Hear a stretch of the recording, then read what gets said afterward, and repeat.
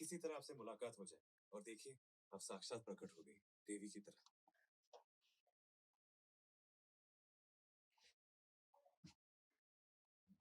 पहली बार मेरी लाइफ में आई है। क्या लेंगे आप? हाँ जी, तो देखिए आज हम लेकर आए हैं क्यूट सी प्यारी सी रोमांटिक सी स्टोरी सीतारामम जो पिछले कुछ साल पहले काफ़ी ज़्यादा पॉपुलर हुई थी, लोगों को बहुत ज़्यादा पसंद आई थी। ये इनोसेंट सी प्यारी सी लव स्टोरी जो काफ़ी ट्विस्टेड है, काफ़ी इंटरेस्टिंग है। अगर आपने देखी है तो आपको पता होगा, नहीं देखी है तो मैं आपको स्पॉइलर नहीं दूँगी।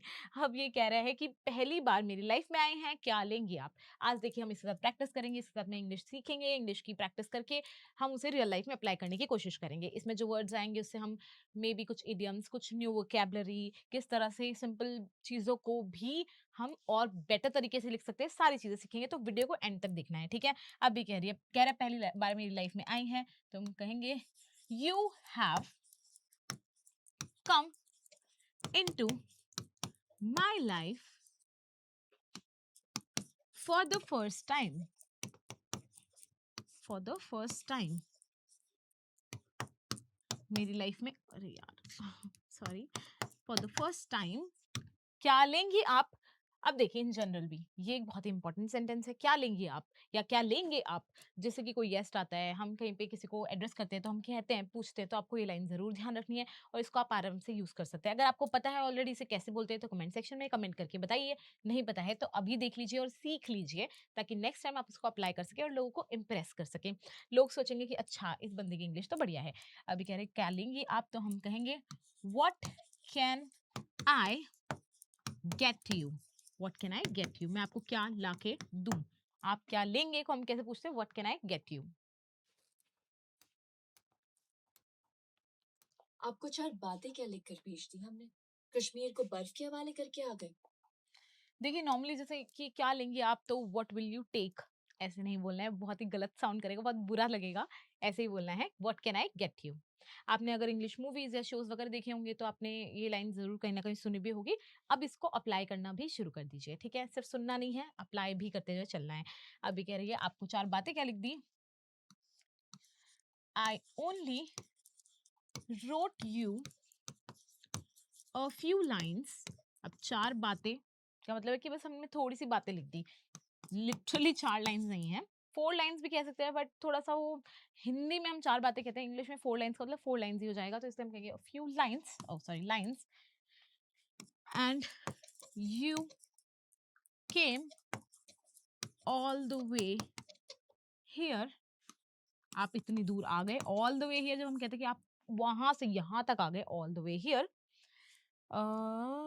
Living Kashmir to snow, leaving Kashmir to snow यानी स्नो के हवाले करके, बर्फ के हवाले करके आ गए। अब ये ऐसा क्यों कह रही है, आपने मूवी देखी है तो आपको पता होगा ये बंदा सोल्जर है, इसकी पोस्टिंग कश्मीर में थी, तो इससे कह रहे हैं कि कश्मीर को भाई एज अ सोल्जर आप बर्फ के हवाले करके आ गए कि बर्फ अपने आप संभाल लेगी, मैं तो चला जाता हूँ सीता को ढूंढने के लिए। अगर आपको ये स्टोरी नहीं पता तो हल्का सा मैं बता देती हूँ, स्पॉइलर नहीं दूंगी, बस हल्का सा बता देती हूँ क्या होता है।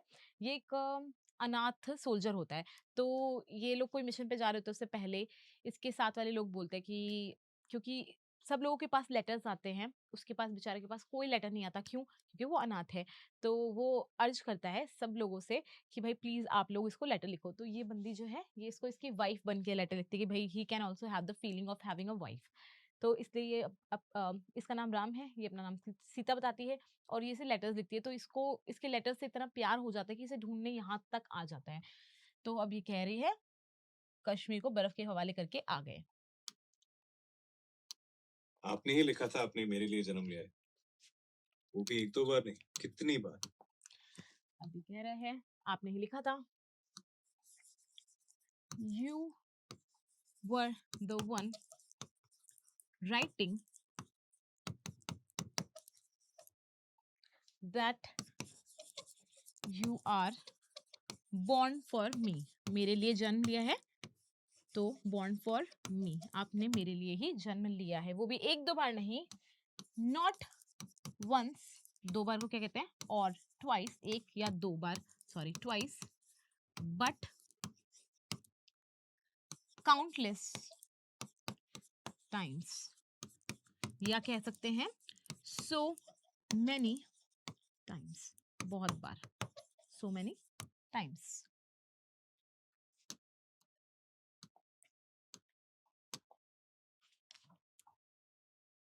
तो आना ही पड़ा मुझे।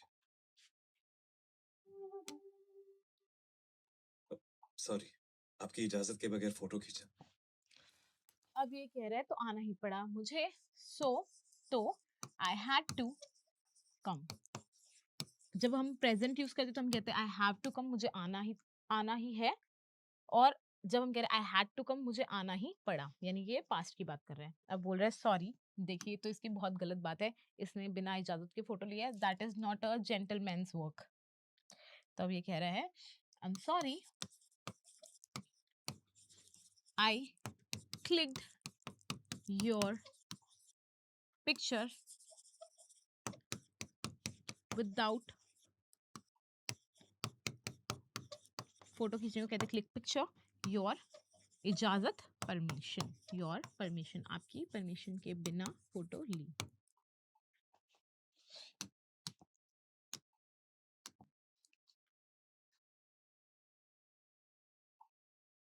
फोन खराब था तो मैं प्रार्थना कर रहा था। अभी कह रहा है क्योंकि इसका फोन खराब हो गया था ड्यू टू सम रीजन, तो कह रहा है my phone was not working, was not working, या कह सकते हैं was broken down। कोई जब मशीनरी खराब होती है तो उसे हम ब्रोक डाउन भी कह सकते हैं कि वो टूट गई थी, खराब हो गई थी। कि किसी तरह आपसे मुलाकात हो जाए, और देखिए आप साक्षात प्रकट हो गई देवी की तरह। कह रहा है कि मैं प्रार्थना कर रहा था, तो हम यहीं पे ले लेंगे आई वॉज प्रेइंग, क्योंकि कंप्लीट लाइन यहाँ से है, I was praying that I'd get to meet you somehow, meet you somehow, किसी तरह से somehow, और I'd मतलब यहाँ पे इसका एलैबोरेशन क्या है, I would। अब देखिए हम यहाँ पे I would क्यों लगा रहे हैं, जब हम पास्ट में फ्यूचर की बात करते हैं तो हम उस पास्ट को, जैसे हम प्रेजेंट में पास्ट की बता रहे कि पास्ट में मैंने ये चीज सोची थी, तो हम फिर वो वहां पे वुड से बताते हैं, ठीक है। तो इसलिए हम फ्यूचर को यहाँ पे विल से नहीं वुड से बता रहे हैं, क्योंकि ये पास्ट की बात हो रही है। तो पास्ट विल का पास्ट काइंड ऑफ वुड हो गया, तो इसलिए हम यहाँ पे वुड यूज करते हैं। अब ये कह रहा है कि और देखिए and look you have appeared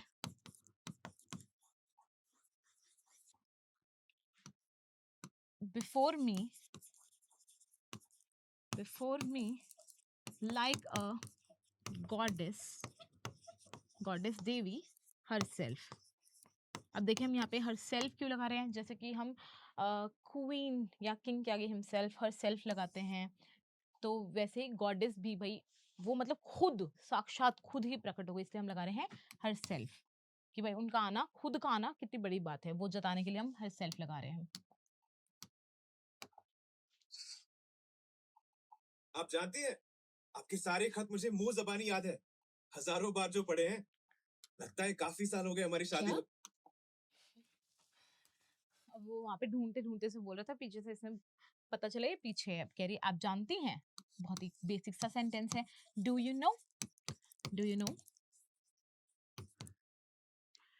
I know all your letters. अब मुंह जबानी को क्या कहते हैं, letters by heart, by heart, यानी कि मुझे मुंह जबानी याद है, मुझे एकदम रटे हुए, दिल से रटे हुए हैं। तो बोल रहे हजारों बार जो पढ़े हैं, I have read them 1,000 times, या कह सकते हैं I've read them thousands of time, हजारों बार पढ़े हैं। एक्चुअली क्योंकि हजारों है तो thousands of times ज्यादा सही, ठीक है। तो ये कह रहा है I've read them। अब देखिए यहाँ पे रीड की जो तीनों फॉर्म्स होती है वो होती रीड ही है, read read read, like spelling ये होती है, पर उसे हम प्रोनाउंसिएशन में पहले रीड बोलते हैं, फिर बाद में रेड और रेड बोलते हैं। तो हम यहाँ पे कहेंगे I've read them thousands of times, हजारों बार जो पढ़े हैं। It feels like, लगता है, या it seems like we कि काफी साल हो गए हमारी शादी को. We've been married for so long या for so many years. हमारी शादी को बहुत साल हो चुके हैं. We've been married, हमारी शादी हो चुकी है बहुत लंबे समय से. तो कह रही क्या, what? मतलब जैसे बहुत सालों से जानते हैं एक दूसरे को. अच्छा जी, वो सारे खत मैंने ये सोच कर लिखे थे कि अब ये बोल रहा है मतलब I mean as if we have known each other, एक दूसरे को known for ages या for years. हम बहुत सालों से हाँ सालों से जानते हैं. तो कह रही अच्छा जी, ओह रियली, अच्छा जी, ओह रियली. तो अब ये बोल रही है वो सारे खत मैंने ये सोचकर लिखे थे. अब देखिए ये लाइन आगे कंटिन्यू हो रही है तो हम आगे ही इसका ट्रांसलेशन कर लेते हैं. हम दोनों जिंदगी में कभी नहीं मिल पाएंगे, और हम लोगों के लिए शायद यही बेहतर होगा. बस इतनी सी बात बताने के लिए मैं आपसे मिल. सब झूठ. अभी कह रही है मैंने ये सोचकर लिखे थे कि हम दोनों जिंदगी में कभी नहीं मिल पाएंगे. तो हम कहेंगे I wrote all those letters, वो सारे खत, ऑल दोज लेटर्स, बिलीविंग या थिंकिंग दैट कि we would never meet in life, कि हम कभी नहीं मिलेंगे. अब देखिए फिर से वही चीज हो रही है, we would है. अब क्योंकि ये पास्ट की बता रही है कि पास्ट में मैंने ऐसे सोचा था, will का भी पास्ट फॉर्म कर देंगे वहां पे. we'd never meet in real life, हम रियल लाइफ में कभी नहीं मिलेंगे.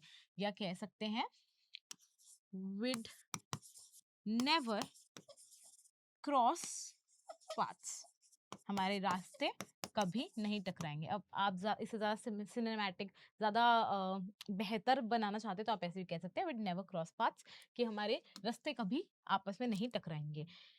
And I guess that would be better for both of us. या कह सकते दिस वुड बी ज्यादा अप्रोप्रिएट रहेगा. दिस वुड बी कि यही हमारे लिए, वही नहीं, यही हमारे लिए बेहतर होगा, कि हम वही हमारे रास्ते ना ही टकराए तो यही बेहतर होगा. I came to tell you this, मैं आपको यही बताने आई थी. आई ओनली केम टू भी कह सकते हैं, बताने ही आई थी. I only came to tell you this. तो कह रहे सब झूठ, ऑल लाइज. क्या कहेंगे? ऑल लाइज, सारे के सारे झूठ. बस ये बताने के लिए एड्रेस ढूंढ के आई. आप अभी कह रहा है बस ये बताने के लिए एड्रेस ढूंढ के आई. Sorry, you came all the way here